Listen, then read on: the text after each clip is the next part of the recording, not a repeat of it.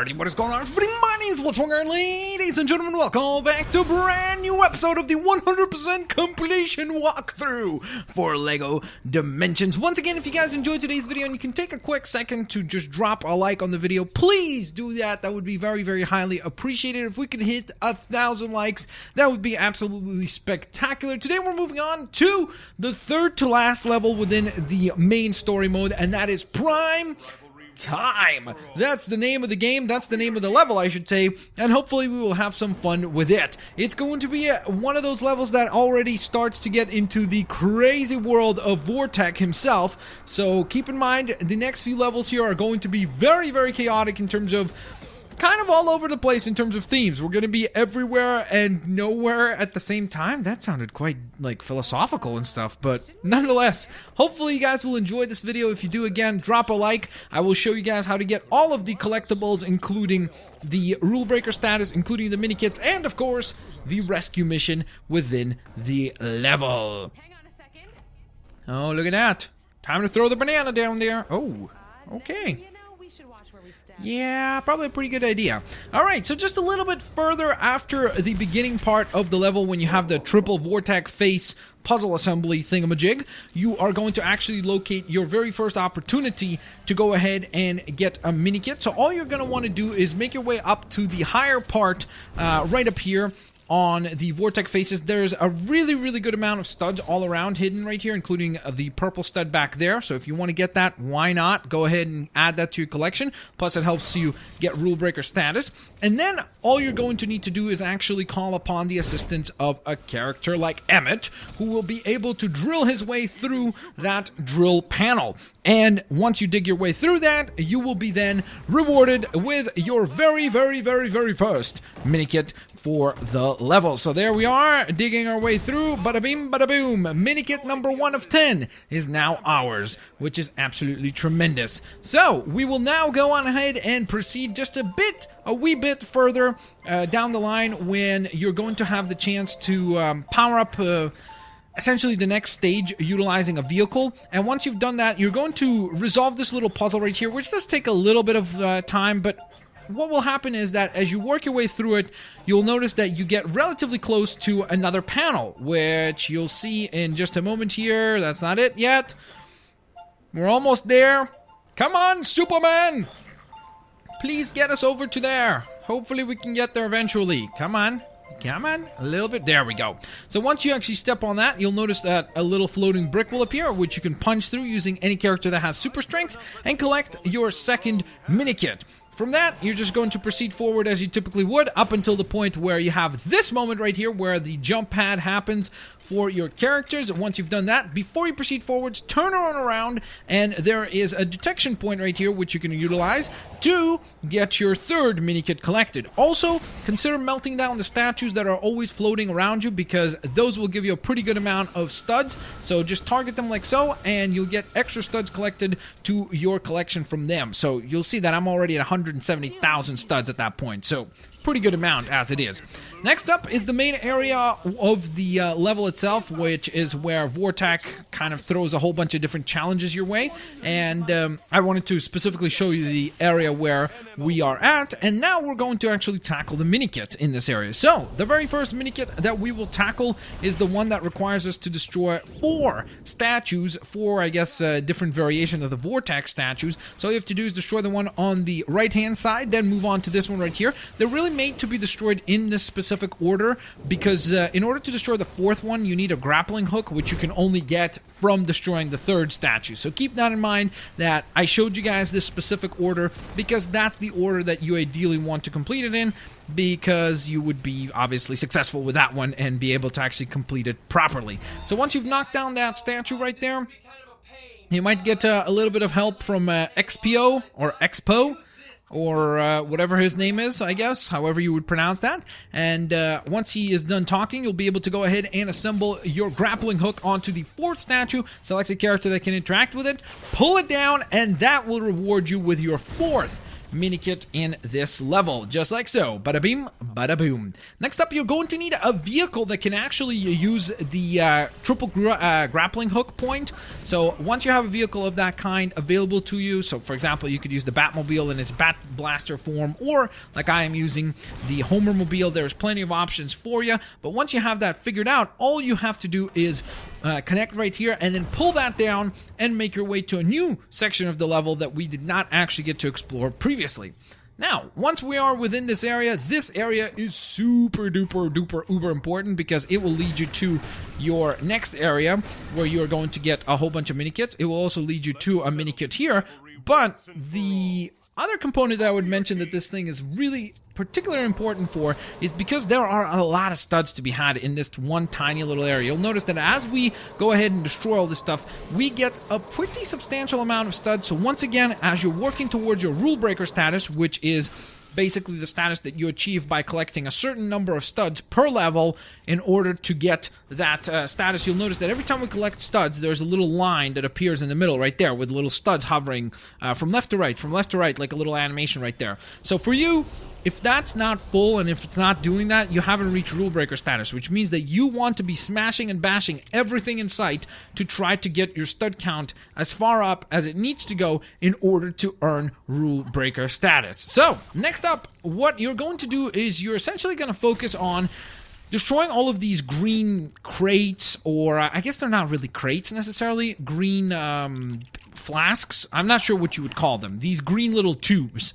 And you'll notice that as we destroy them, these little pieces appear down here on the ground. And those are essentially the pieces that are very, very important for us to actually transform and move our way to Cloud Cuckoo Land, which is going to be awesome. But we can't get there yet because we still have plenty of things to clear out and take care of around here first. So you're just basically going to make your way from layer to layer, and there's several different ways by which you can do this. You can either use a character like Wild Style and go through it properly, meaning the way that the game kind of suggests and the way that the game hints at you doing it, so to speak. Or if you have a flying character, you can obviously save yourself a little bit of time, or a lot of time in that case, and just kind of fly to each one of these layers, not having to do all of the acrobatics. So it's really up to you.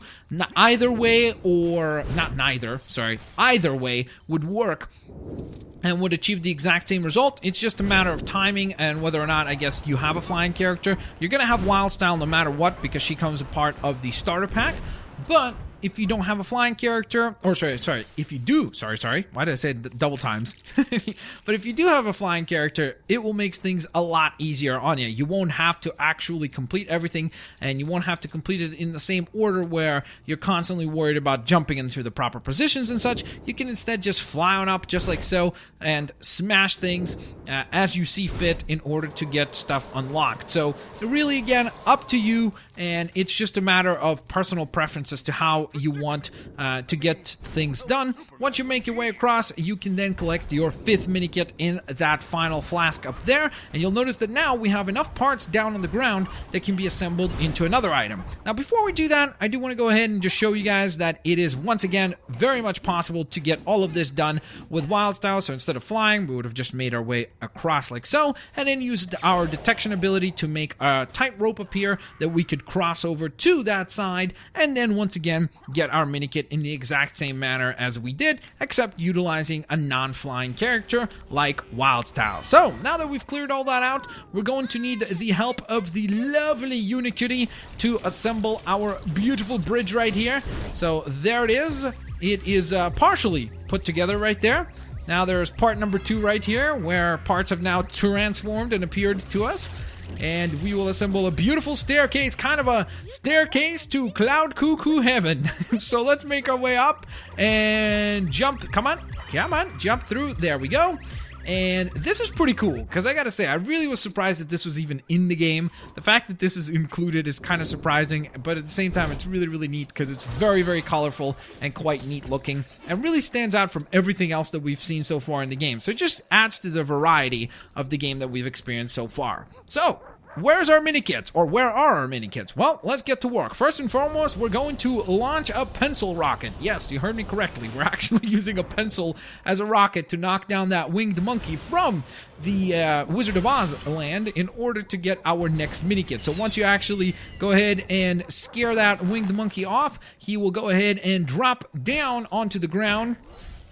And with him is the Minikit that we are after. So there it is. Minikit number 6 has now been added to our collection and is now a part of our checklist, so to speak. Another thing that we do not have to be worried about whatsoever. So let's carry on, get a few studs here, because again, studs are always very nice to add to the collection, and because I'm always trying to show you guys how to increase your stud count, whether it be for buying purchases for your vehicles and gadgets and such, or maybe it's just to get your rule breaker status. So whatever it may be, once again, if you follow the smash and bash strategy, most of the time you'll be absolutely golden and you will have the right number of studs for your rule breaker status, including right here where we are basically use Unikitty to break through the gates first, and then for some reason, I don't know why, I kept punching this thing over and over and over again, and it just did not want to activate, and then Superman just walks by and goes, whoop, done. So I'm not sure what was up with that, but we took care of it, and that's the most important part of that whole ordeal. So, let's carry on here. It seems like we're going to need the assistance of Wildstyle and Mr. Batman here. Again, when I say these specific characters, you do not have to use them. If you have others that would function for this, you can definitely use other characters for those specific tasks. So, before we proceed, we're going to assemble our little jump pad right here, which actually takes us back to the initial island that is right over here, which is cool and all, but we're going to switch back around and focus on the task at hand, which was this right here. So, keystone activated for teleportation, and now it is time to get to the real work, so to speak, because that was fun jumping on those little trampoline pads, but it is time to get some work done and get some collectibles unlocked. So we're going to teleport over to the purple one or the pink one, whichever one you would like to call it in terms of colors. I'd probably consider that pink, but I know some people will say that's purple or some other name like magenta or something, you know, much more complex or something along those lines. Once you're here, you're going to want to smash up the backside, I guess, of the design. So once you destroy all of the back decorations, you'll be able to assemble a quick little computer panel. And then you need a character that can obviously interact with the computer panel. So anybody that has the computer ability, such as Benny, who I felt like was very appropriate to summon into Cloud Cuckoo Land so that he could be running around and screaming, "Spaceship, spaceship, spaceship!" Once you actually have your character in place, you will need to activate all 4 buttons. Keep in mind that if you collect all of the studs on this particular area, you will then also earn an additional purple stud. So if you're having difficulty with your stud count, this is obviously something that you would want to tackle. Now, I did speed this up just so that it's not boring and us just watching it for too long, but keep that in mind that if you're still struggling with your stud count, this is definitely something that you want to take your time with so that you could 100% complete it and therefore get an additional 10,000 studs added to your collection, because that is always pretty nice. Now, I didn't show you where the purple stud is, but it just appeared down below at the initial spawn point. So, once all 4 buttons have been activated, you can make your way back to the main area, and that now, I'm not even sure what you'd call this. It almost looks like a weird like pinball table or something. I'm not sure what it's supposed to be. But now basically the lasers on that thing have become active instead of being static and stationary. They now actually will zap through. So we teleport ourselves to the yellow line or the yellow portal, and now we can make our way through these lines. As they disappear, we want to rush through without getting hit. And as you make your way all the way to the top, you're going to pull the lever, which will then in turn grant you another jump pad that you can utilize in order to collect your 7th Minikit. Fantastic, getting bounced right back to the creepy Joker face right in the center there, looking quite menacing and at the same time quite adorable. So I don't know how it can do both of those, but it can, which is quite unique. So next up, we are going to proceed, but before we do that, as you can see, the keystone is being a little bit of a pain, so I'm just going to deactivate it so that we can actually get our characters back over on this side of the map instead of having them sit all the way over there and kind of not really help us in that particular scenario. So, Minikit number 8 is actually hidden in this little tunnel right here. You're going to need Unikitty's help for it. So, there it is. 8th Minikit collected, leaving us with only 2 more Minikits to go and the rescue mission. So those are the last few things that we need to tackle at this point. So, rescue mission up first. What we need to do is smash up this flower right here, which will then reveal a pad that we could use for one of our master builders, such as Wild Style.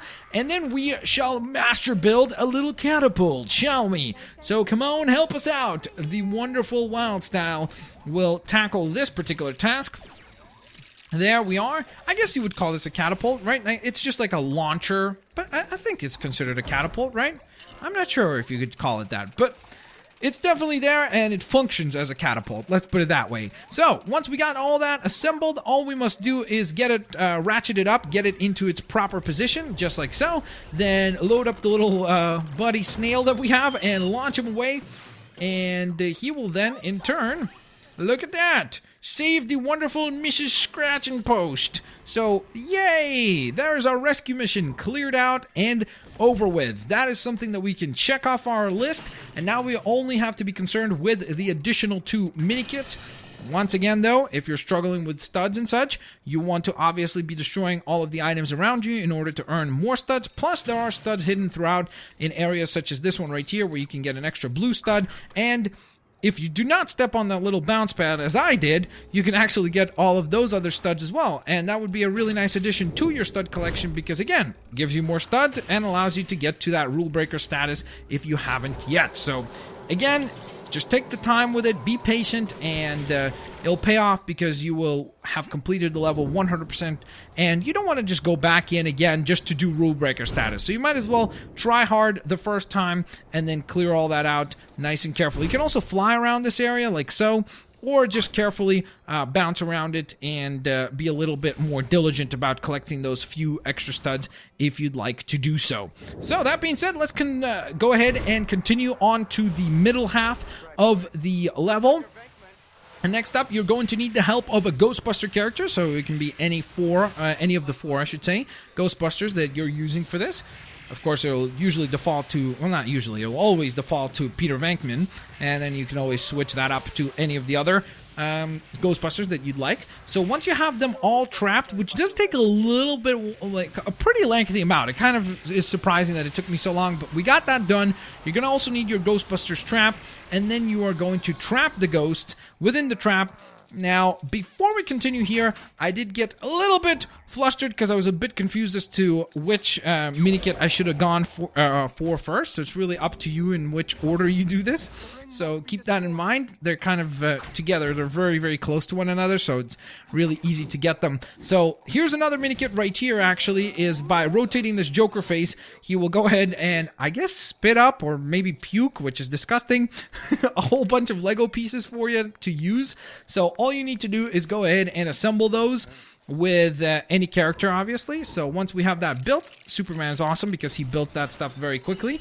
You'll notice a little portal jump pad will now appear for you, and all you must do is step on it and not miss. There we go, and that will fling you right into your 9th or maybe even 10th Minikit. Once you've completed all of that, all you must do is go ahead and deposit the ghosts that you collected just a moment ago right here into the Ghostbusters trap depository. So once you have your trap full of ghosts, you just pick it on up, march it over to that destination, and then your 10th and final Minikit will appear. From there, return through the portal just as you entered, and carry on with the level as you typically would, completing it. Or, of course, you can always just hit the pause button, press exit, exit and save, and that will end your level successfully as well. That being said, ladies and gents, Prime Time is now completed, but not just completed, 100% completed, adding to our stud count, adding to our gold brick count, and of course, adding to our rescue mission count. So if you've completed everything successfully, you would have earned